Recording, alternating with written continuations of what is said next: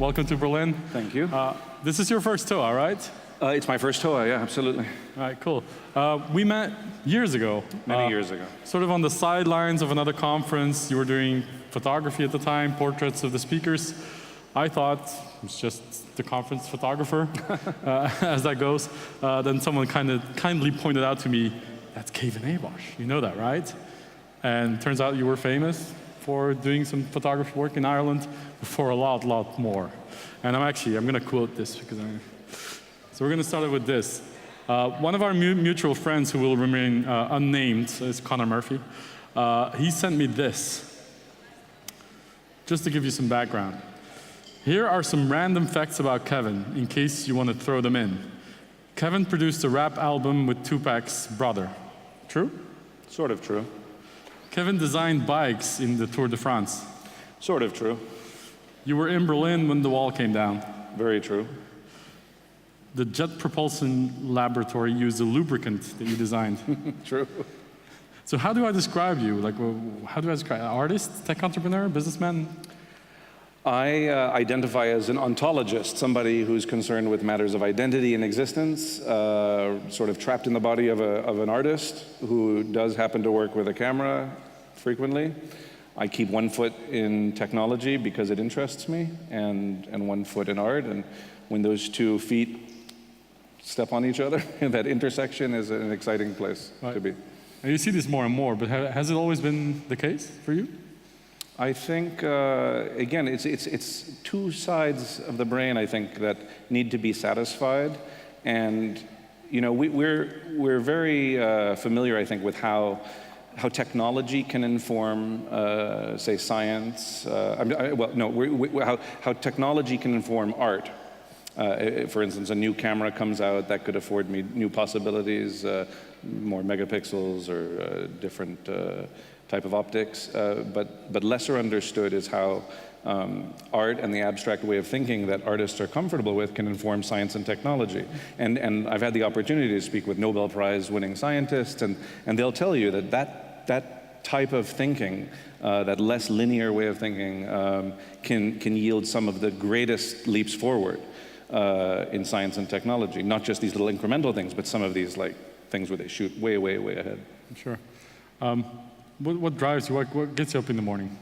What gets me up in the morning? Your kids? My kids. Every morning at around 6 o'clock, that's true. And then, yeah, you know, everybody leaves the house. My wife is a doctor, so she's out of the house. The kids are out of the house. And so, you know, people think that maybe I sit in front of a desk and try to, you know, or go to work physically making objects. But I think about 95% of my time is spent thinking about what I'm going to do, and then the rest of it is just sort of working explosively. And so that means I spend a lot of time in coffee shops and walking around doing nothing. And that's coffee shops in where? Where are you based? In New York now. For the last year, we've lived in New York, and before that it was Paris. Actually, we're living between Paris and Dublin while my wife was studying medicine. Got it, okay. So what I find interesting about this intersection of art and tech, they always say, like, if you're a tech entrepreneur and you build a company, the one thing you should do is focus on this one thing as passionately and as driven as you can for a long time. And then, you know, if all goes well and you're lucky, things might happen. Art's sort of the same. Once you find your style, something you specialize, something that makes you unique, you focus on that. You kind of have the opposite of that. There seems to be, every day there seems to be a new project coming from you. Maybe. I can see how it seems like that. And so, but somehow they're all connected. They all come from the same root. So whether it's photography or an installation, you know, in a public park or a blockchain project, everything I'm doing sort of addresses matters of identity and value and human currency. And that's, so for me, it's just all one project. And even the tech work that I've done that's touched on matters of privacy and identity, you know, it all just sort of goes back and forth and informs each other. What's the one thing you're most proud of so far? Proud? I try not to use the word pride, only because I figured out years ago that, well, we're all a bunch of liars. At some point, we've all lied about something. And when you look at lies, I find that the source of lies usually has to do with preserving this pride or ego. So I try not to actually, don't mean to be ornery, but I actually try not to be proud about anything. But I'm excited, I'm really excited about the work I'm doing lately, which happens to be this blockchain work, because it feels like a distillation of the work I've been doing for 20 years. Yeah. Well, let's talk about that. When did you first get in touch with like blockchain technology? I was probably first aware of it around 2012, possibly earlier, and in 2013, there was a conceptual art project I did on the web that had to do with sending discrete messages, and the back end of that had some pretty clever security, if I may say so myself, really kind of revolutionary security technology. And at the time, you were starting to see Bitcoin wallets emerge. And so some of these companies that were developing Bitcoin wallets approached me to see if that security aspect that I had could be brought into their apps. So in order to get a sense if that was possible, I did a deep dive into blockchain technology. Now, I was never interested in cryptocurrency. I was only interested in the blockchain technology, how that might serve us for years to come. And you know, it's funny, after about 2 weeks with my team and all the experts we could find, I was left sort of obsessing on edge cases where it all broke down. Or, you know, thinking like, you know, God, when quantum computing, you know, emerges, what's going to happen to everything then? And so I just sort of lost interest in blockchain technology for a while staying, you know, I was staying aware of developments. So it wasn't like, as they say in French, like coup de foudre, where you said, you know, this blockchain technology and my work around identity and privacy, this is like a perfect marriage. I didn't think that at the time. What happened is, in January of this year, I had been thinking for a while about how, as an artist that achieves some modicum of success, it's a kind of a double-edged sword. One of the unfortunate things is the attention moves from the artistic value of your work to the monetary value. And since your work is an extension of yourself, that means that you yourself are being commodified. And so I had this kind of vision that I was being treated myself like a coin. And as soon as you think of the word coin in this day and age, you start thinking about ICOs. And I was imagining, how could I control this narrative to some extent? And I thought, okay, I'm going to tokenize myself. That was just my first thought. I was like, okay, well, what does that mean? There's going to be a blockchain component. I'm going to somehow figure out a way to put myself in the hands of the masses. Okay, so we know technically that's not difficult. You create a token on the blockchain and distribute it to people. But I wanted it to really logically and emotionally make sense to me that it was a part of me. So I had my blood drawn. My wife is a doctor. That's not very difficult. I made 10 million pieces of virtual art on the blockchain, on the Ethereum blockchain. And let me be clear that those 10 million pieces of virtual art are tokens, which are mechanically identical to a cryptocurrency, but not a cryptocurrency. But they're all unique. Well, it's per definition. It's one token. It's called I am a coin, actually, is the name of the token, and there are 10 million divisible to 18 decimal places. So you know, God knows how many people that could reach. And so I took the contract address that's generated when you make a token, when you create a token through the smart contract, and I made a rubber stamp, and with my blood I imprinted on 100 sheets of paper this contract address. And now I did that, so I had this logical connection. And just like a cryptographic algorithm works, where if you have the private key, you can deduce the wallet address, but if you have the wallet address, you can't deduce the private key, so unidirectionally. That's how I see this artwork. The token, the virtual art, could have existed on its own, but the physical art couldn't have had what I call a meaningful existence were it not for the creation of the virtual work. Yeah. Sort of, again, in this unidirectional. So my possibly stupid question that follows that is, why? Like, are you trying to just do something that's unique? Or you want to be first? Are you making a statement? Is it just having fun? So, a lot of what I do is having fun. And you know, what does an artist do? An artist makes art. And why you do it, I think I make art for myself first, to seek answers to questions, or pose questions, knowing that I can't ever get the answer. In fact, the kind of questions that I want answers to, I think there probably aren't definitive answers, but you can move sort of asymptotically towards an answer and feel some sort of sense of satisfaction that you're coming closer to a truth. And then just the discussion that can arise out of a piece of work, especially this latest work. I was just at the St. Petersburg Economic Forum in Russia, and I'm there on a panel speaking with extremely wealthy businessmen and people with PhDs in economics who were interested in the way an artist might look at the nature of value and how and why we value anything at all. And that conversation is a lot of fun. It might seem obvious, but it's not so obvious. It's not something people spend an awful lot of time thinking about. Can you summarize the things you've learned on that panel on value? On value? Well, we know that value is a function of consensus.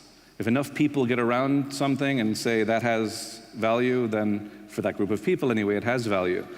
But I'm even more interested when there's sort of a black hole effect. I think that if enough people, like that green piece of tape down there doesn't really mean much to me, maybe not to you, but I think if at some point enough people come around and ascribe value to that piece of green tape, I mean hundreds and thousands, and then not just people we don't know, but even our friends and maybe some of our family. Wow, John said that thing's worth $5 and that one's worth $5 and next week, it's not worth $5 anymore, it's worth $10 or euro. And then at some point, we might get sucked into that system. Even though we've said, I don't care about green tape, I don't care. And then at some point, though, because there's so much, it's like a critical mass that sucks everybody in. So that it might come to the point where you and I are walking down the street, we see some green tape there, and you're like, hold on, Kevin, it's only $2, we should buy it. Because I know somebody will buy it for 10. What you're describing is sort of how I see many people who are not super familiar with the art world, and I include myself here. Think about art. Like they look at, let's say, a painting or a sculpture, and they say, I don't get why this is worth so much money. And the next thing my neighbor made is... Well, this is funny, the disconnect actually between those, the crypto bros of the world, or anyone actually who trades in cryptocurrency, and then people in the art world. So those tokens I have, they have no physical or even visual manifestation. So I remember a big Bitcoin billionaire that I was hanging out with in Japan, and he said to me, but Kevin, I don't understand. If you can't put it in the wall and you can't hold it, how does it have any value? This is a guy who made his fortune off Bitcoin. And I said, well, there are things in life that I think even you value that you can't put on the wall or hold, like love, for instance. So there was this kind of ooh moment, but that didn't last very long. Then he came back because, yeah, well, I don't see how that can be art. And I said, maybe you have an unhealthy relationship with the material. That's sort of my stock response if I get too much pushback on that. But then you speak to people in the world of art who, when I say, yes, this piece, you can't see it, you can't touch it, and that's when they go, oh, wow, that's really, really cool. But they don't get the guy who invests in cryptocurrency. Yeah. And yet, sort of mechanically, in some ways, they're dealing with the same thing. Yeah. I'm going to stay on the same topic for something that sort of made you more famous than you already were. You made headlines when you sold a picture of a potato, essentially for $1 million. Why? How? Why what? Why on earth? Why did I sell it? Why did someone buy it? It's a nice photo. It's a nice potato. Well, it's probably... But it's still a photo of a potato. Thanks. It's probably the same reason that somebody would have bought it for $100. Because they liked it. They liked it enough to buy it for $100. And for them, maybe $100. Or like $1 million. Look, people buy art for a number of reasons. Some people buy art because they like it. Some people buy art as a form of like social proof, some sort of validation. And then others buy it as an investment. Sometimes I don't know why people buy it.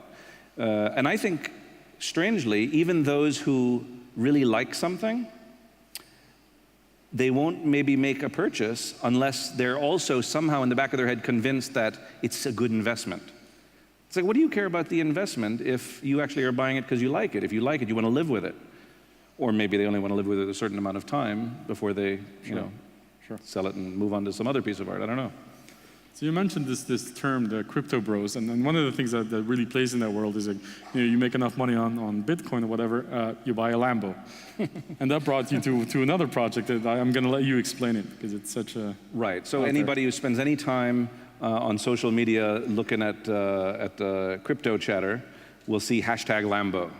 So the Lamborghini automobile has become this sort of symbol for success identity. Yeah, it's a joke, but at the same time, it's not really a joke, is it? It kind of is, though. At first, you can't take it too seriously. I think even the crypto bros say it with a bit of irony. Right. It's just this declaration to their tribe, if you will, that we're involved in this crazy period, and maybe in a year from now, we'll look back and think this was insane. But I remember they had the consensus conference on cryptocurrencies, and they parked Lambos outside to pretend that. That's right. But it was actually a stunt from the organizers to kind of say. Yeah, exactly. Sorry, I'm going to let you elaborate on the project. So again, in that same way, I use proxies. I use proxies to distill emotions. And so when I do a portrait, even if I do a photographic portrait of somebody's face, it's not about the person. It's never about the person. It's the face as a proxy for the shared human experience. When I photograph a potato, it's not about potatoes. It's a proxy for something else.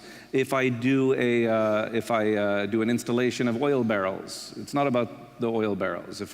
And I'm using blockchain addresses as proxies. It might not seem like the simplest way to distill emotions, but in the same way that people use symbols to, I'm using these 42-digit alphanumerics.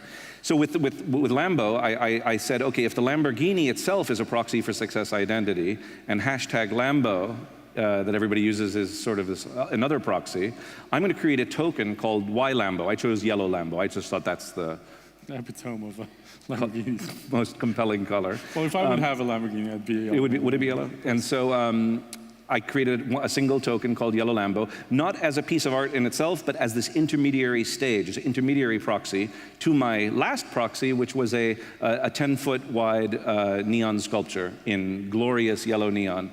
And to my surprise, it was as effective as I had hoped. People got it right away. They didn't know exactly what it was, but everything that I had hoped would sort of be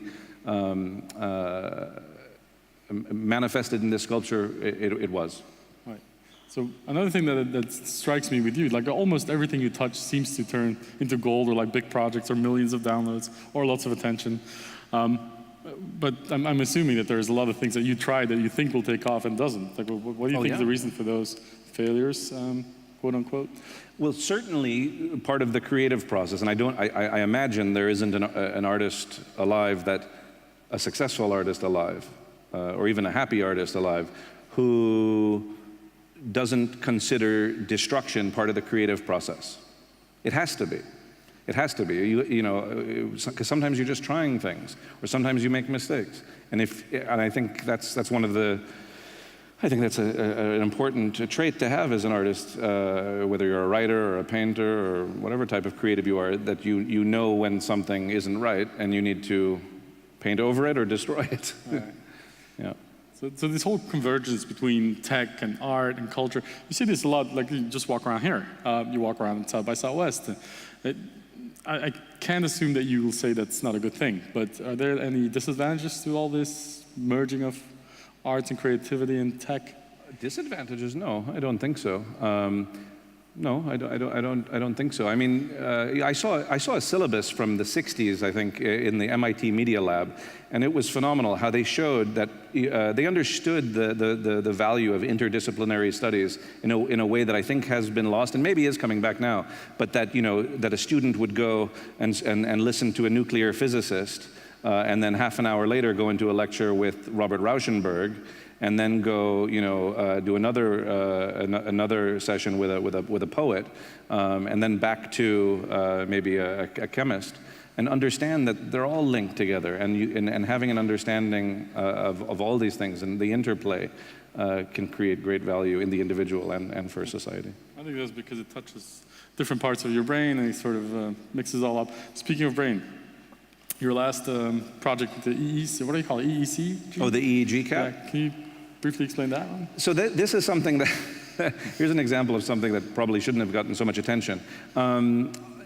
Was it last week? Last week or 10 days ago or 2 weeks ago, I was on the cover of the art section of the New York Times, and they had a picture of me with a EEG cap on that measures brain waves. I mean, that was sort of a prop that I had around. So sometimes, they just wanted to do a picture with cool stuff in the frame. So I said, I'll put it on. I look a little silly in it, but it is something that I've used in the past. A lot of my work, especially the photography, particularly the photography, it's like therapy. It's in therapy to mitigate my own ego. And so in order to, I think, address personal ego, it could potentially help to know what ego looks like in the form of brainwaves, which they're doing a lot of work on that also at MIT, I know. The idea is that at that moment, I photographed you before, so at the moment that I press the shutter, I think, and I've heard from some scientists, they also think that I'm somehow able to disengage my ego right at that moment, to some extent. And that has something to do with my resultant images, that some people seem they seem to think that they might be devoid of ego that might otherwise be present.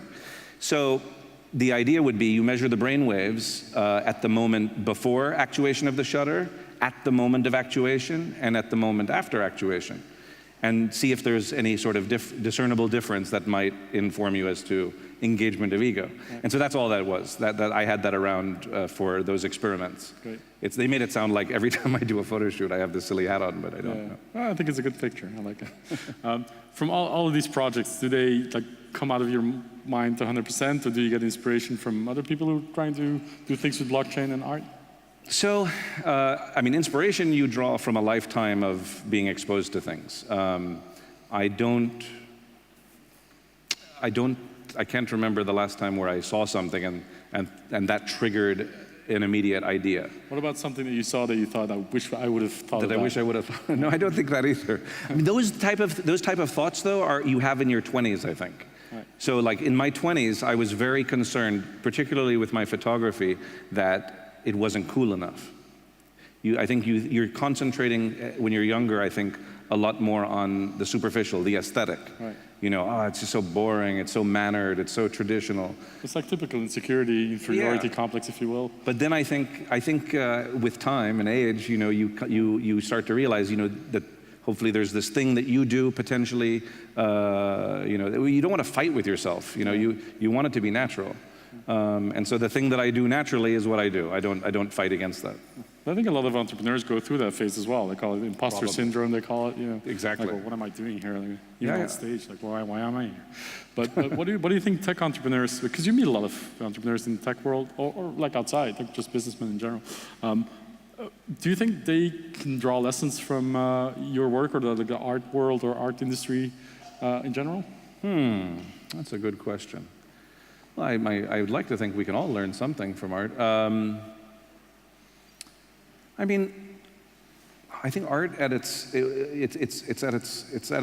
serving its highest purpose, not just when it's a reflection of society and of the time, but when I think the individual can stand in front of a piece of art, or in the case of art that you can't stand in front of, experience it in your mind and learn something about yourself.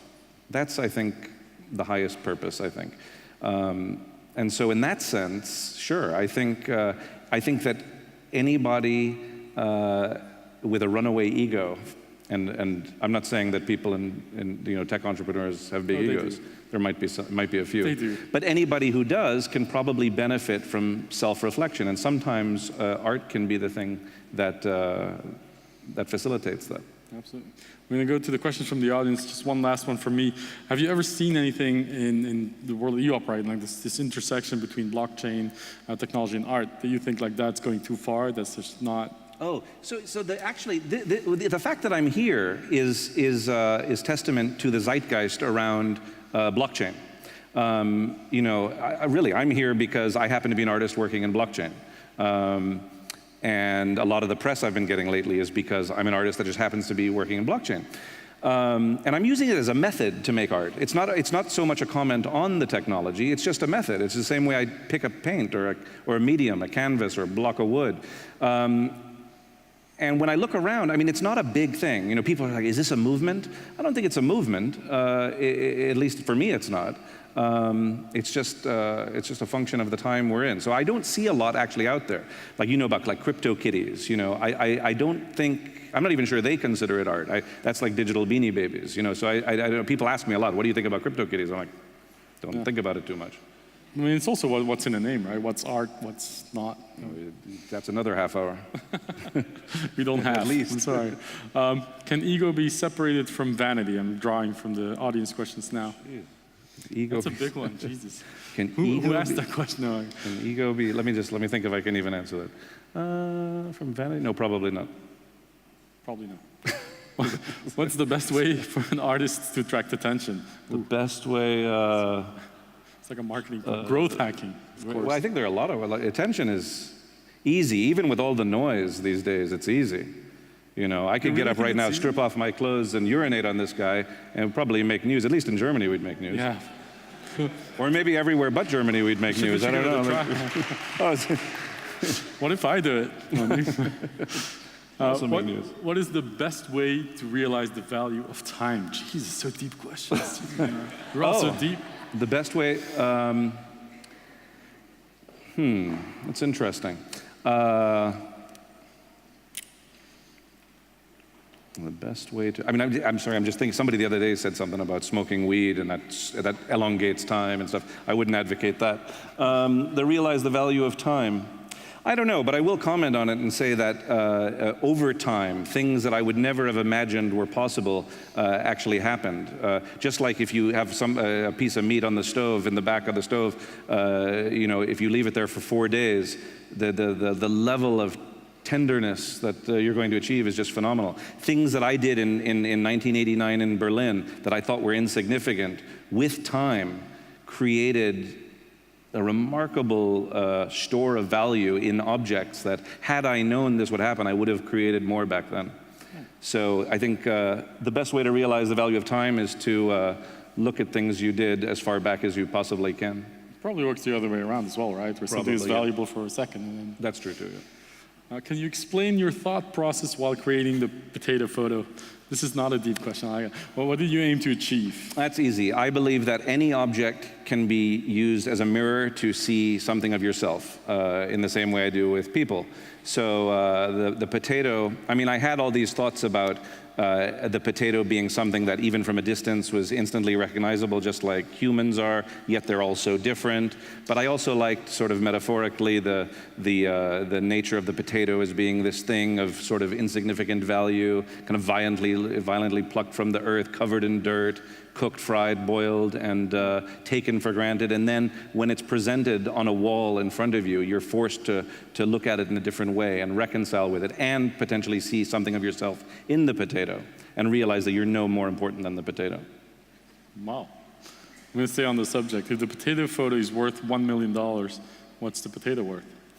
I don't know, and I didn't even eat it. It was sitting there for a while, and then it got thrown away eventually, unfortunately. Who's made the biggest impact in your life? Maybe my kids. I don't know. My kids. Is that a cheesy anything you answer is going to be saccharine. Before they were born? Before they were born? My parents, because they created me. I don't know. My kids, though, I can't wait to get back. I have an 8-year-old and a 5-year-old son at home, and anyone who has kids, I think, knows. They unlock memories. They unlock things that you've forgotten, and it's so magical. Yeah, it's the same here. I know. If you would pick a path for your kids, tech entrepreneur, artists, and you had to choose, what would you want to be? Oh, it could only be one. It couldn't be the two. Well, I would hope they'd straddle both fields. And follow in your footsteps.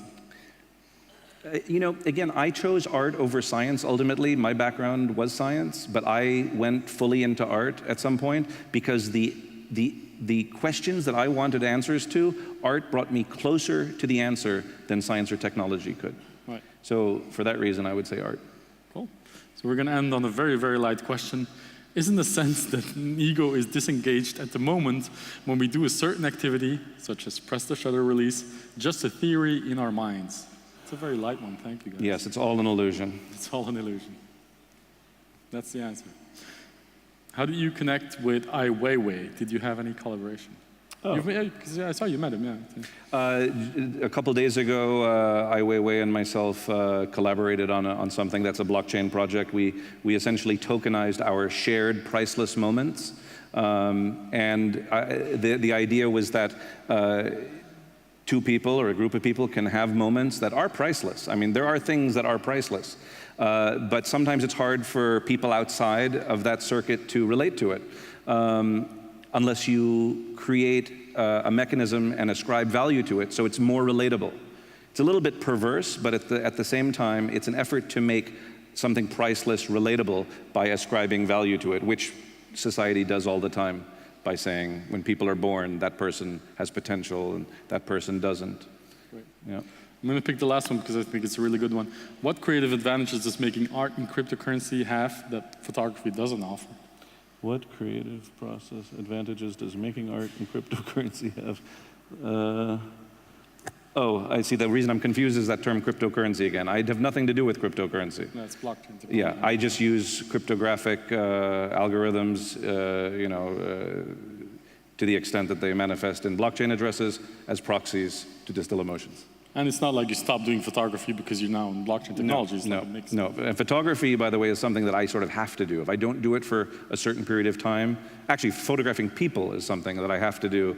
Otherwise, things start to unravel after a while for reasons I don't fully understand, but Great. I don't test it. Well, let's not try to unravel this and end on a high note. Thank you so much, Kevin. Thank you. you. Very good. Thank you. Good, Kevin.